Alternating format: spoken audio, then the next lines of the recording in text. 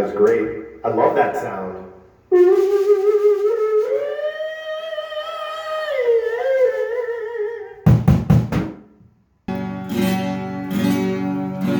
I'm ready for you, ladies. Woo! Okay, this is year 3, or 3.5, or 4, or 3 3/4, or a quarter, or whatever Harry Potter's all about. This is where I started being a professional foot drummer. And it was very liberating. Essentially, again, the last video I was talking about looping and wanting to play heavier music and kind of trying to get out of the looping game because that's, just wasn't where I was at the time. I started doing the foot drumming. And I had seen people do it. I was on a trip to New Orleans. We stopped in Memphis. I saw a guy named Richard Johnston. I always mixed it up. He was a one-man band. He played on Beale Street. Changed my life forever. And then after that, I had seen Scott H. Byram, who was another one-man band who just had a real way with his setup. I didn't want to do his setup. I didn't want to do Richard Johnston. I wanted to do my own version of it. And at the time, I had freedom to do whatever the heck I wanted. So I have a rig I'm going to show you in a minute that is drums that I started bringing out to gigs and clubs, but I wanted to start street performing. I did a very little bit of it in my 20s, and I wanted to get back out there. I got sick of going to the city and playing for empty rooms and, just all the problems that come along with that. So one day I dropped this laundry bin on the ground by accident, and it made this great da-doom sound in my basement, and I went, boy, that sounds nice. And it was super light compared to a big old kick drum, and it's a little flat now. I eventually did put my whole PA system inside of the drum, just trying to figure it out, having fun. This is actually a karaoke machine that I bought online, and the reason I bought it is because it had a charger, and what I used to do is come out and play on the kick drum and whatnot, and the 5-gallon drum, which I actually did, if you want to come over here. And I put a skin on it. It's also where I discovered that for my left foot, for my snare, a drumstick didn't work, a beater like on a kick drum didn't work, and I started using thicker pieces of wood to really get a smack. You don't hear it so much on the 5-gallon, but it was cool. And the Bucket Boys were all over Chicago at the time, so I was a white boy, bucket boy, or whatever. And I actually did play with them once, and it was awesome. They were real cool. There was only about 4 of them, but I was playing in front of the Art Institute, and they were like, "What the hell?" And I gave them the low end, and they were just like, "Just do that, dude!" And I just wrote that out, and they just did the flips, and it was awesome. So, how many of you motherfuckers played with the Bucket Boys? But this rig was just meant to be light, and this stupid thing, it made me look kind of like Rocky, but this was my little mic setup for that era. It did get better. This feels so ridiculous. Ahoo! And I'll plug this sucker up. And I don't remember what I did with this. For now, we'll just put it behind me because, quick fix. And then I would sing with the mic on my shoulders. And one of the best things about this rig is it gave me time to practice. I didn't have kids. My wife worked at PetSmart. So I was like, if you're working at PetSmart, I can go downtown and be a freaking one-man band. And I do remember using this rig in a very specific song on a very specific day where I spent 8 hours. I just felt my one-man bandedness come up a whole notch.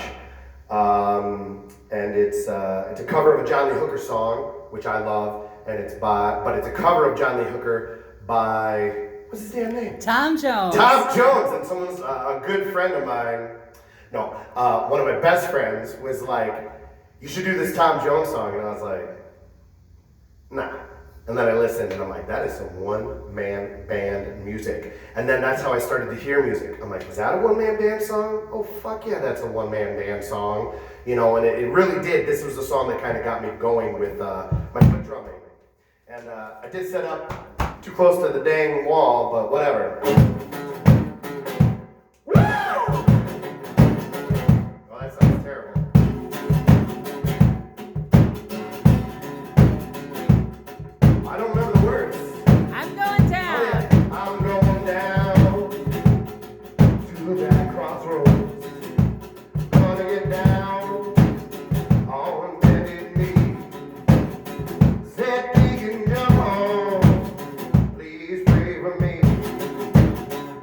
that we can jump. Please favor me. Maybe there ain't no heaven. Maybe there ain't no hell. Maybe there ain't no heaven. No burning hell. No,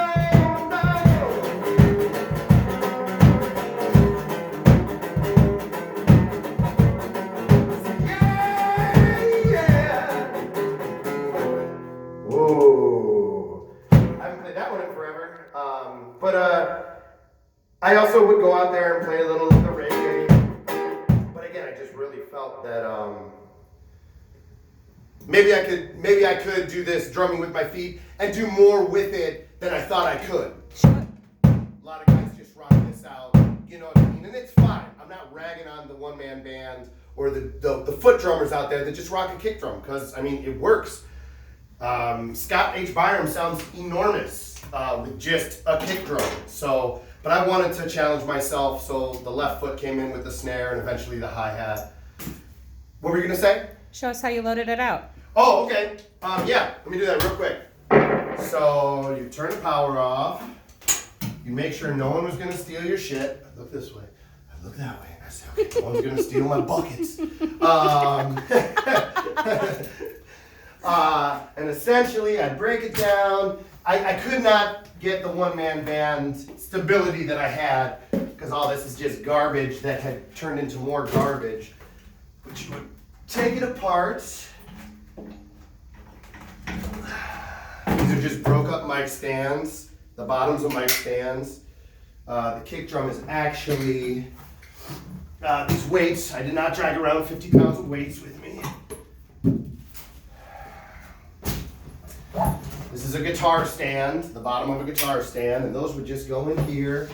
I would not have anything plugged in, you know, because this would charge up. This was a karaoke machine that would charge up. It would all go in the bucket. I would have a smaller seat with me that would go on top. I would have a tarp.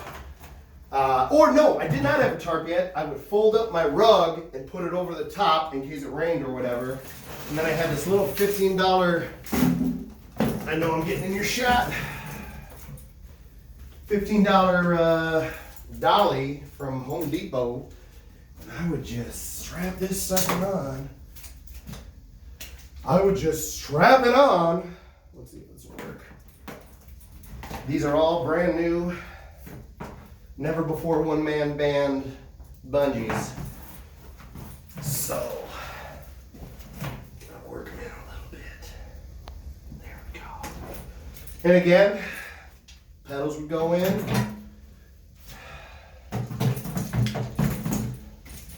And voila! And I would be gone to make more money. Okay, we're back with your plugged-in setup. Oh my goodness.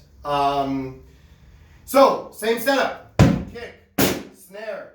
But I started using actual drums. I didn't want to use a real kick drum. And again, the timeline is tough because who knows what I was doing at whatever time exactly. But I know the snare used to be on an actual snare stand, just tilted sideways. And that sucked. It would always fall over or it would swivel.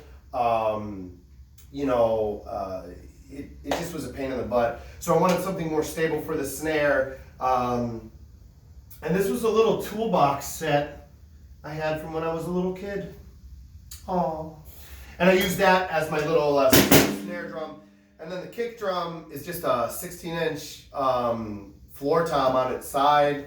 I got these cool little, side ones. And this is actually a base for a Yamaha electric kit that I just totally demolished.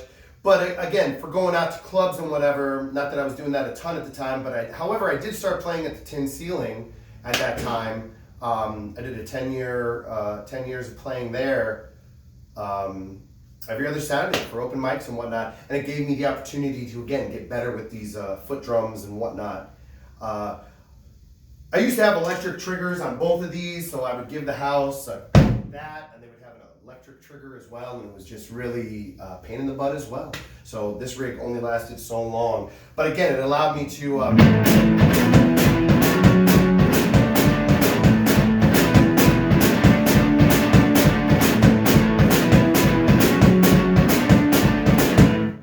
play that music I wanted wanted to play without being stuck in a loop. I could have that feel, that swing to the rock and roll I was trying to kind of get out. And again, it was stuff like Misfits, and I don't have a hi-hat with me. And I don't think I really had a hi-hat at this point either. It was just the kick and the snare, guitar, vocals. I don't have a PA or anything. And again, this music, which is nothing like the record I released around this time, called All In on a Bad Bluff. I only made 100 of these. You can listen to it on Spotify and on Apple Music and all those other cool places. It's come up a lot recently, actually, this record. People have been like, oh, I got to listen to it again. I'm like, oh shit, after 10 years, you'll listen to it again, thanks. No, and it was a different record. This is probably the first thing I did, again, not the first thing that had MG Bailey on it, but the first thing I did where I was trying to make something that sounded the same all the way through, quote unquote. Something that was like concise or whatever. And there is a lot of weird music on this. Again, that K's Last Day from the first video, some instrumentals, some of the songs I hear are 8 minutes long, 9 minutes long, and it's just kind of electronic mess and jams and some weird spoken word. And I don't play any of this music live, and never really did. It was a record to be like released and listened to. But this is it was a moment in time. I've always enjoyed this. My buddy Joe Valero, this is before my other good buddy started doing the artwork for me, but my buddy Joe Valero did this. It's actually just like a stack of t-shirts, like kind of messed with it and made it all. It looks delicious to me. I don't know why. But yeah, All In on a Bad Bluff. And I think as people are like, that doesn't sound very positive. And I'm like, fuck you. Why is it gotta be positive? But this was definitely a very interesting time where the drums, again, I started doing my heel to toe. That would eventually lead to the ooh-ah-oohs of the world. God damn it.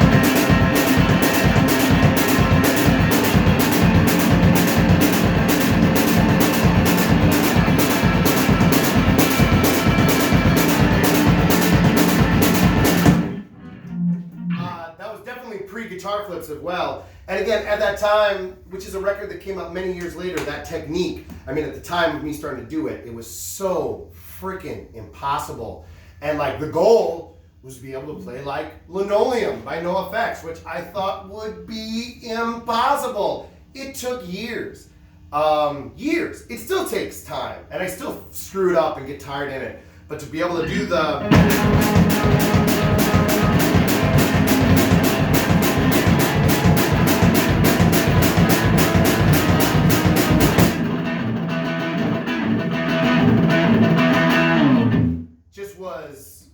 Again, it was a goal, and now I can do it on this ridiculous set.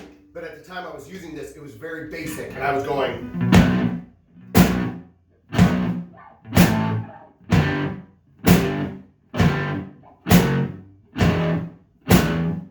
Trying to get it as just starting over with getting my feet coordinated with my guitar playing. And again, I don't have a microphone set up, but singing. With it, sometimes I could play something and I could not get the words out. There's only so much I can split my brain up. But this was definitely the beginning of one-man banding. And again, MG Bailey. I think I had a website at this point. It probably sucked, but I had one. I don't know if I was on Facebook yet.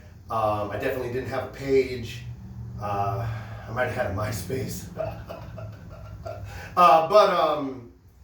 It was a time, man. And again, using that other kid to go play out on the streets gave me one aspect of what I was doing, the freedom aspect of it.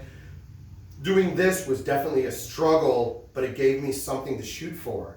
I didn't want to practice my guitar, and I did, but not just play those guitar solo-y things and whatever. I wanted to kind of start building up a new set of skills, so. That's where this took us. Kicks and snares. The next set will probably be a bigger kick drum and a different snare, and maybe the hi-hat entering in, which is going to give me a whole nother level of work to work with. This is MG Bailey. I bid you peace. See you next time. Toodles.